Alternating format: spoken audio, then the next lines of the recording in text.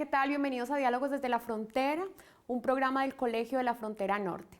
Hoy estamos aquí en el set muy gustosos con el doctor José Manuel Valenzuela y con el maestro Álvaro Blancarte. Hoy vamos a hablar del tema arte en la frontera y pues quiero que se presenten, que nos digan pues cómo están y nos hablen un poquito de su recorrido. Maestro. Yo me llamo Álvaro Blancarte porque mi mamá y mi papá me pusieron así. Estar en Diálogo de la Frontera para mí pues, es un honor, la invitación, compartir con ustedes en este programa, compartir con un intelectual un sociólogo intelectual de grandes dimensiones como el maestro Manuel aquí, que aparte de lo que es un buen amigo. Entonces, estamos listos para lo que nos pregunte, corazón. Ah, muy bien. Bueno, pero díganos un poquito, maestro, cuéntenos un poquito de su vida. ¿Usted a qué se dedica? Tengo muchos años intentando ser artista plástico. Hay gente que dice que sí soy. ¿Y usted no? ¿Usted dice Yo digo que no que es? no, porque el que busca algo de una profesión de la que sea, no es hasta que termina de buscar cosas. Como yo soy un buscador empedernido, en lo cual he encontrado muchísimas cosas relacionadas con la plástica, 100%, bien criticadas, bien hechas y mal hechas, pero sigo buscando. Entonces yo pienso que cuando se es pretendiente de algo, se es pretendiente hasta que se muere. Ese es mi punto de vista. A ver, doctor José Manuel Valenzuela, ¿qué nos dice? Bueno, mi nombre es José Manuel Valenzuela Arce y soy profesor, investigador en el Departamento de Estudios Culturales del Colegio de la Frontera Norte. Es un placer para mí compartir este diálogo con el eterno pretenso Álvaro Blancarte, un personaje de larga trayectoria en el campo de las artes, en distintos géneros, en instalación, en performance, en mural, en plástica, en trabajo matérico, un explorador del arte.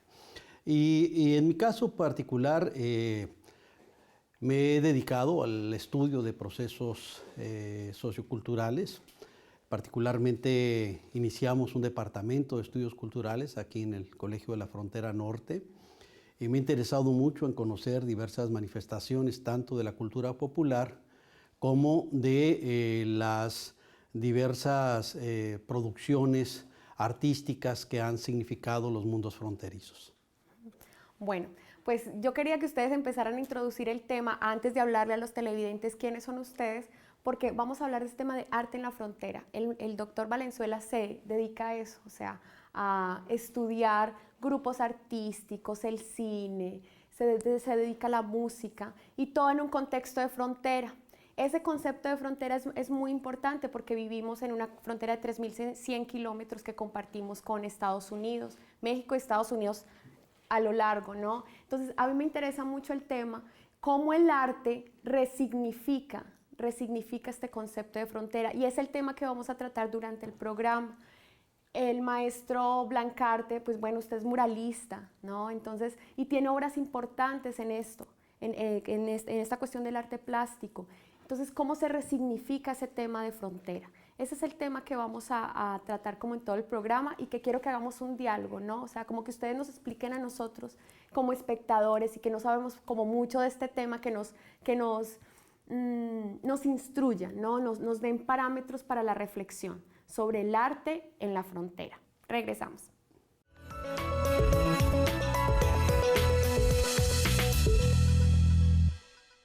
Hola, regresamos a Diálogos desde la Frontera. El programa de hoy se trata sobre el arte en la frontera y quiero empezar con el doctor Valenzuela preguntándole sobre la influencia de la condición fronteriza en las artes plásticas. ¿Qué nos puede decir sobre esto? Bueno, la expresión artística fronteriza es concomitante a la propia vida de la frontera. No solo en la parte plástica, sino diversas manifestaciones que van a estar asociadas con lo que fue la generación de esta frontera a partir de la invasión estadounidense y la firma de los tratados de Guadalupe Hidalgo el 2 de febrero de 1848. Con esa división personas mexicanas quedan en ambos lados de la frontera. 125,000 mexicanos se quedan al norte del río Bravo, pero no son solo mexicanos, sino es gente con diversas capacidades y también con vocación artística. Emergen diversas manifestaciones, el corrido que va a empezar a narrar los avatares del pueblo mexicano en estos contextos fronterizos, por un lado, narraciones míticas como la Fundación de Nuevo Laredo, que cuentan de manera, digamos, recreada con apotegmas lo que significó ese encontronazo para la población que se vio cruzada por la propia frontera. Y quedó también una experiencia muy rica de lo que eran los elaboradores de retablos, personas que hacían las pinturas muralísticas, aunque el mural como figura, digamos, legitimada dentro del campo de las artes no se presentaba como tal, pero sí eran los que hacían, digamos, las estampas que quedaban en los locales, en las carnicerías, los almanaques. Surge toda una gran producción artística y podríamos decir que propiamente la perspectiva sobre arte y frontera adquiere enorme relevancia a finales de los años 20, principios de los 30, cuando se da toda esta expresión del muralismo que emerge en el contexto postrevolucionario y que efectivamente los grandes muralistas mexicanos cruzan la frontera. Rivera rompe récord de audiencia en Chicago y Detroit, ¿no? Como artista con la mayor capacidad de convocatoria, pero junto con esto emergen diversos personas, jóvenes sobre todo, que trabajaron con estos muralistas y empiezan a desarrollar también lo que sería una propuesta muralística que se volverá muy importante en los años 50 con el movimiento chicano. Ya nosotros entonces empezamos a ver toda una muy clara preocupación e interés por recrear el significado de la frontera, sobre todo desde la plástica chicana, y entonces elementos como el alambre de púas, como los problemas y el dolor inscrito en el intento del cruce, todo eso va a ser recuperado por los artistas y lo van a plasmar en lienzos, lo van a plasmar en murales, lo van a plasmar en canciones, lo van a plasmar en coreografías, en la narrativa, en la novela, en la poesía, en fin, el conjunto de la expresión artística en sus distintos campos, vertientes y géneros van a preocuparse por entender y por resignificar lo que estos mundos fronterizos están, digamos, confrontando, pero al mismo tiempo enseñando como parte de una herida abierta en un primer momento, pero también como una condición de la cual emergen nuevas propuestas artístico-culturales. Ok, maestro, y en este sentido de lo que está hablando el doctor, ¿cómo plasma usted la influencia fronteriza en sus murales? Mira, yo estoy de acuerdo con lo que Manuel dice. Yo pienso que, como comienza a hablar él, hay un poco que es lo general de todo México, un poco hablar de los muralistas. Okay. Todo eso ha proyectado influencias tanto a la frontera como al mundo chicano, como a todas partes. Yo estoy de acuerdo en eso 100%. Lo que pasa también es que yo comenzaría a hablar un poquito de donde yo estoy viviendo ahorita, que para mí es Tijuana. Yo hablaría de los inicios fronterizos, de los inicios artísticos de mi área, que es la pintura, ¿verdad? Hablaría yo de los terciopelos, de los 40, de los terciopelos como parte única de la pintura que había, que no eran considerados arte, era considerado artesanía, ¿verdad? Y todo ese camino que ha venido creciendo en Tijuana, por razones de ubicación y de lo que es Tijuana, por lo que ha ofrecido Tijuana a las nuevas generaciones de gentes con inquietudes artísticas. No tienen todo lo del centro, estamos separados acá en Baja California, está separado Tijuana de muchas influencias de todo el mundo y del centro del país. El centro del país se generalizó con una idea plástica. Aquí se hizo otra idea plástica muy diferente. ¿Y cuál es como esa idea que se hizo? Lo cual ha crecido. ¿Por qué? Porque como lo dijo Manuel un día, Tijuana es un laboratorio de ideas. Comienza a abrirse Tijuana a las carreteras, la comunicación, y comienza a llegar gente. Comienza a buscar la gente que viene con un capital determinado, con una idea determinada. ¿Qué puedo hacer en Tijuana? ¿Qué puedo hacer yo como proponer para que Tijuana se proyecte con mi idea, que puede ser artista, industrial o lo que sea, pero en este caso estamos hablando de arte, ¿verdad? De que hay la generación ya de los artistas con una influencia de la pintura revolucionaria, hay artistas con algo más contemporáneo, hasta que llegamos a lo que es Tijuana. Pero si hablamos ahorita de que Tijuana es la 7ª ciudad con una voz propia en artes plásticas y visuales en el mundo, es por un motivo. No es porque Tijuana haya tenido los mejores artistas, sino porque Tijuana se abrió para que se hicieran eventos muy importantes a nivel internacional. En la búsqueda de los vecinos, en la búsqueda de la inversión, en la búsqueda de lo que Tijuana puede ser, trayendo artistas internacionales y combinando artistas locales. Yo tengo una pregunta para ustedes y la vamos a responder después del bloque. Es, ¿qué podemos ver nosotros en las calles de Tijuana que represente ese arte fronterizo? ¿Sí? Entonces se las dejo ahí como para que la pensemos y regresamos.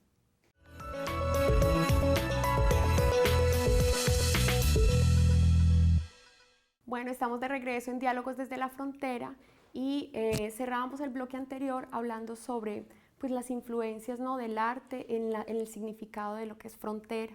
Les comentaba que tenía una pregunta, o sea, ¿cómo podemos ver en las calles de Tijuana? Hablo de Tijuana teniendo en cuenta pues, que la frontera es mucho más larga y son muchas las ciudades que abarcan esta frontera de Estados Unidos y México, pero como contextualizándonos en la ciudad donde estamos, en Tijuana. ¿Qué representaciones artísticas podemos ver nosotros en la ciudad que simbolicen esto, ¿no?, el concepto de frontera? Doctor Valenzuela, a ver si nos... Bueno, como muy acertadamente señaló el maestro Blancarte, efectivamente Tijuana se va a caracterizar por convertirse en un elemento emblemático de los mundos fronterizos, por un lado. Número 2, va a ser también altamente estigmatizada, incomprendida, y esto en parte por el aislamiento que señalaba el maestro Blancarte. Efectivamente, Tijuana hasta el 1916 empieza a tener comunicación por carretera con el resto del país. Hay un fuerte aislamiento en términos de lo que eran el transporte, pero había una visibilidad muy grande, sobre todo en el contexto de la famosa ley seca, la ley Volstead, 1919 a 1933, donde Tijuana, digamos, emerge como una suerte de Las Vegas en aquella época, en la cual va a haber múltiples expresiones, sobre todo musicales, reconocimiento, las visitas asiduas de distintos artistas, pero va a seguir siendo un territorio poco prolijo en términos de infraestructura para el desarrollo de las artes.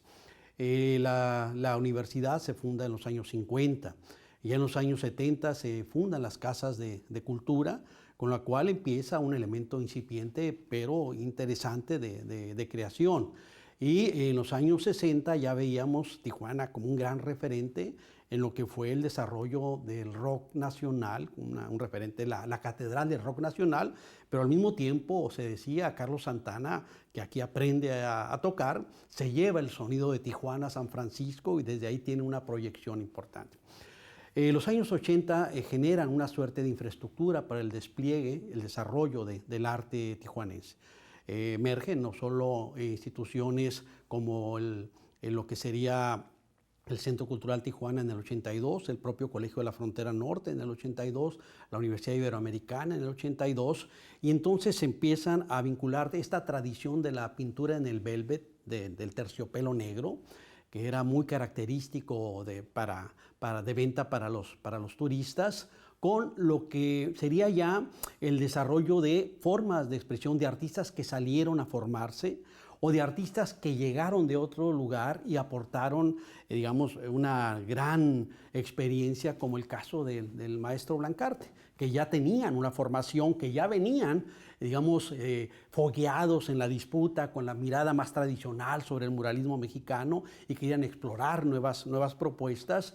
Pero yo diría que son tres elementos los que van a marcar de manera muy importante el despliegue y la visibilidad internacional del arte tijuanense. Por un lado, el Festival Internacional de la Raza de 1983 a 1993, en el cual participa el Programa Cultural de las Fronteras, el Centro Cultural de Tijuana y el colegio como promotor de este proyecto, del cual surgieron vínculos muy fuertes con artistas chicanos. Número 2, el taller de arte fronterizo, que va a plantear no solo experiencias plásticas, sino también de performance e instalaciones. Y posteriormente ya en lo que fue Insight, del cual efectivamente queda un legado muy importante de ese arte que se generó. Y entonces, al mismo tiempo, esto se articula ya con el fortalecimiento de artistas tijuanenses que están aportando elementos sumamente significativos y que quedan también inscritos en la epidermis de la ciudad.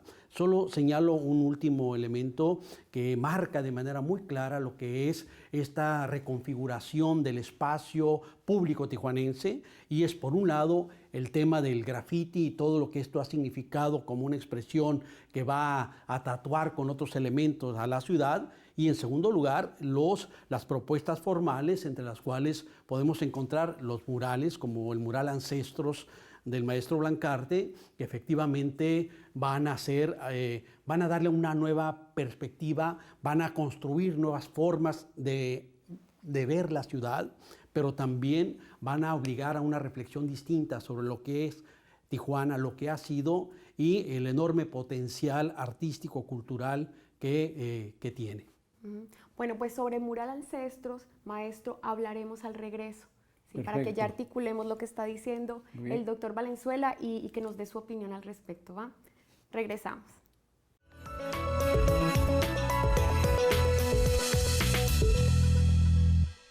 Hola, estamos de regreso en Diálogos desde la Frontera. Vamos directamente con el maestro Blancarte.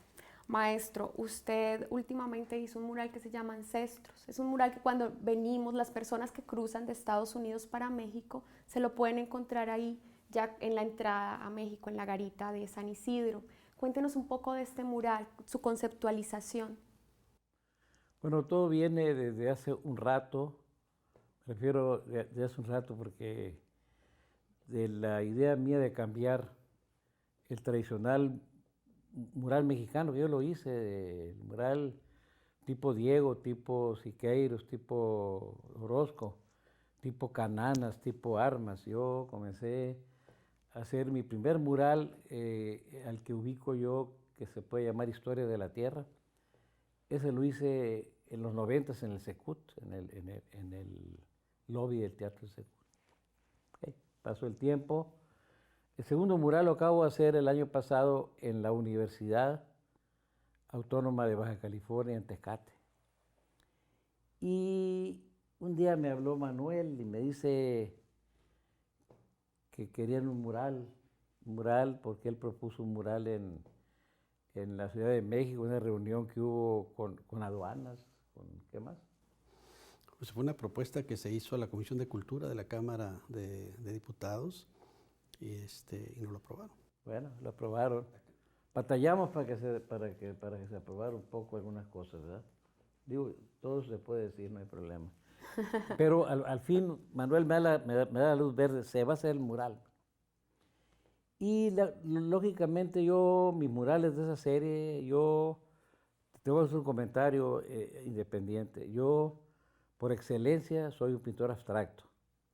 Mi reconocimiento en el mundo del arte está más relacionado con la abstracción que con la figuración, pero sin embargo, eso piensa la gente, pero yo pienso que soy tan abstracto como figurativo y sigo siendo blancartiano en las dos partes. ¿Sí me explico? Sí. Entonces, el mural Ancestros, hay una propuesta de acabar con la política, acabar con los, eh, con los pollos que se brincan, con la violencia, con todo lo demás. Pienso yo en este mural, ¿quiénes fueron los primeros habitantes que hubo en Tijuana? Entonces, lógicamente y históricamente, llegaron los Kumeyaay, que aquí había lógicamente un lugar para vivir porque había agua, había tierra. Entonces, en el mural representativamente hay dos serpientes, una serpiente significa la tierra y la otra el agua. Pero para mí no era eso, el mensaje era la esencia y la presencia de la raza Kumeyaay como los primeros habitantes de Tijuana. Romper con todos los problemas que hay fronterizos, de que este lugar desde Escondido hasta Ensenada, desde el mar hasta La Rumorosa era zona Kumeyaay y que es un mensaje para poder limpiar tanta política cochina que nos afecta. Entonces el mensaje, aunque decía yo que no es político, sí es político porque para mí manda ese mensaje, ¿no? Y pues un agradecimiento a ellos por haberme recolep, por haberme invitado a hacer un lugar, hacer un mural en un lugar tan importante. Para mí, casi el mural más visto puede ser del mundo. ¿Por qué? Porque pasan 60, 70 mil carros diarios por ahí. Que el 10% lo vea, qué bueno, ¿no? Pero es diario eso. Entonces, me siento muy contento. Hay una nueva figuración de parte mía también, muy relacionada con lo chamánico. Bueno, vamos a un bloque final. Vamos primero a una pausa y regresamos.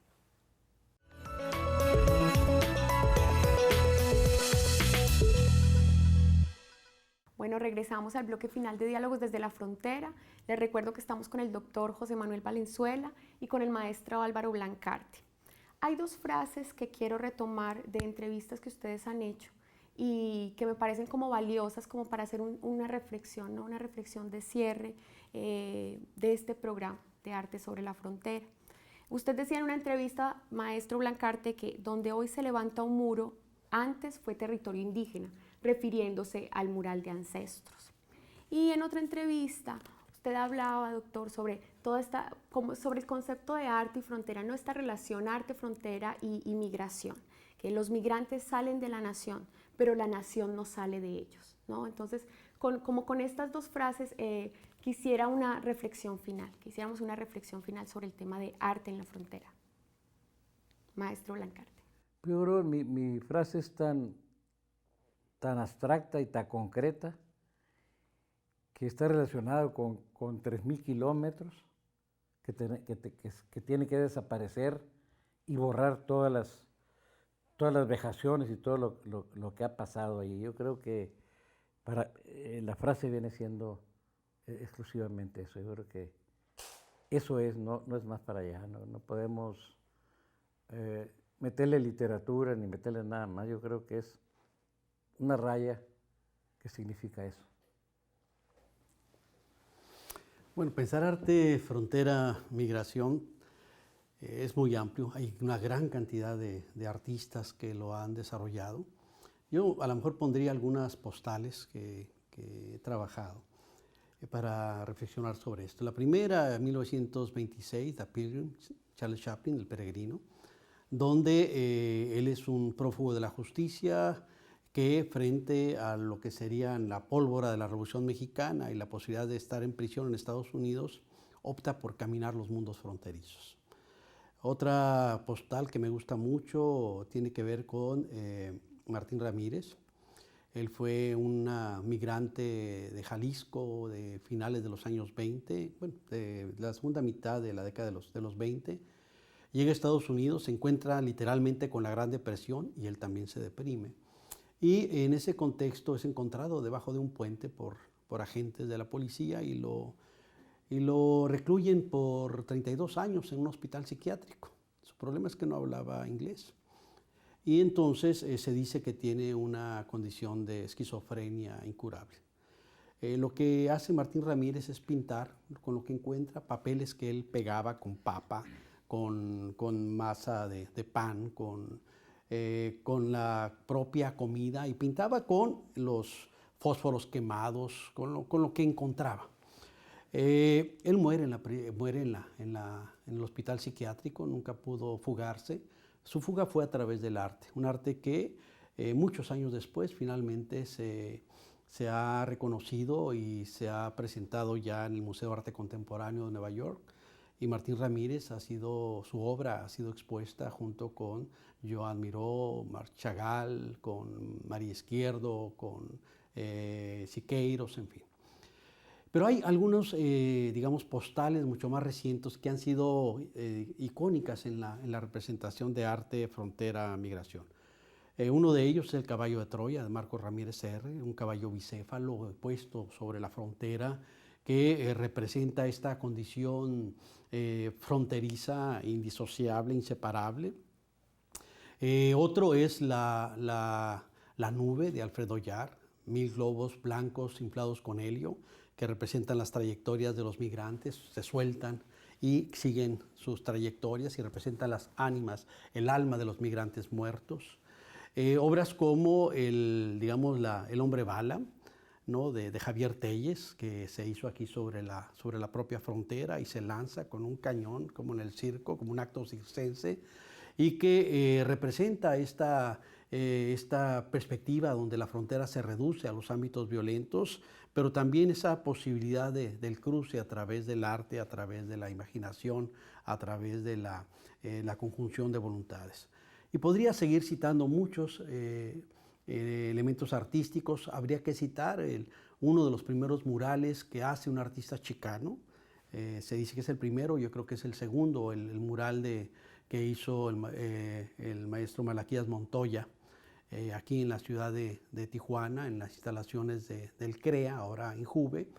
Un mural que representa estos mundos fronterizos que infortunadamente un funcionario de corto de miras iba a tener un evento y le pareció que no era acorde este mural con el evento que iba a tener, y entonces decidió pintarlo de blanco. Este tipo de cosas todavía suceden. Y a lo mejor terminar esta participación hablando de lo que es, para que esto ocurra, hay procesos, digamos, moleculares que van formando a los artistas que generan esa obra. Y yo creo que ahí sí vale la pena destacar de un elemento del cual no hemos hablado, y es el papel del maestro Blancarte como formador. Formador de muchos artistas, que algunos de ellos muy exitosos, Jaime Ruiz Otis y muchos otros, que han pasado por su taller y que han aprendido de la experiencia, del conocimiento y de esa pasión por el arte que tiene el maestro Álvaro Blancarte. Pues agradezco mucho su presencia en el programa.